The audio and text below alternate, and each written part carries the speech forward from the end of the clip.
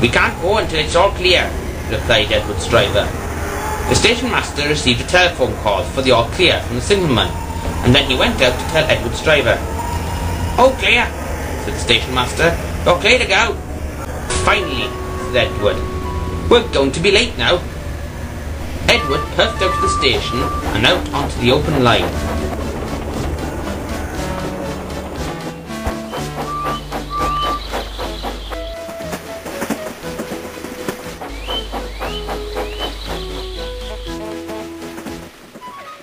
At a station on the branch line, Harold landed outside a signal box. The signalman was very surprised until the inspector explained what was going on. Meanwhile, James was enjoying himself, not realising what was going on. "What a laugh! What a laugh!" he chuckled to himself. James was changed onto the main line, which led to Edward's branch by mistake, but he was still enjoying himself. He rattled over bridges and steamed out of tunnels. He rolled around bends and came to the open line.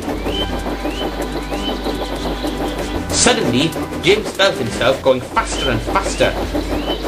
He suddenly realised that he had no driver. "What shall I do? I can't stop! Help! Help!" Edward wasn't going fast as he puffed along with his train, unaware of what was about to happen.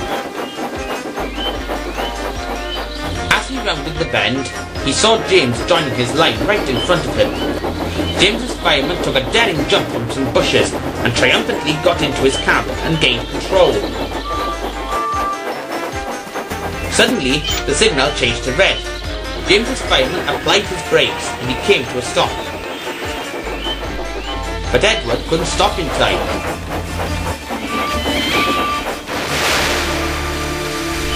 "Sorry," said Edward. "I didn't have time to stop." Luckily, neither James, his fireman, Edward's crew, nor the passengers were seriously hurt. Just then, Thomas arrived from the other side of the branch line. "You're finally in a poster," he teased. "Maybe you are useful and reliable after all." James just felt silly. The signalman telephoned the yard, and soon Emily arrived with the fat controller. "James, you are not to blame for the accident," said the fat controller. "However, you have said rude things about Edward." "Yes, sir. Sorry, sir," replied James. "Excuse me, sir," called Edward's driver from the top of Edward's cab. "Edward's cylinder has been damaged. I'm afraid he won't be able to take the children to the seaside today." The children at the station were very sad. "But we wanted a ride in the poster engine," they cried. James felt sad. Then he came up with an idea. "Please, sir," he puffed, "if I was Edward's back engine, all the children could still go to the seaside." "I could drive James," said Edward's driver, "since he needs a driver anyway. The fireman can manage Edward." "What a good idea," replied the fat controller.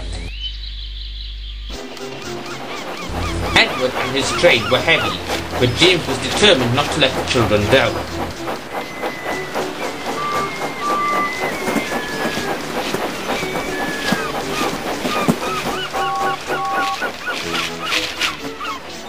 Soon they arrived at Lower Tidmouth Halt.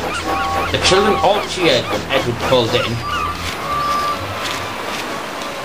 and they smiled when they saw how useful James was by being a back engine. They all cheered for James, who smiled happily. "You know what, Edward?" James called out. "Maybe you're not such an old lion after all."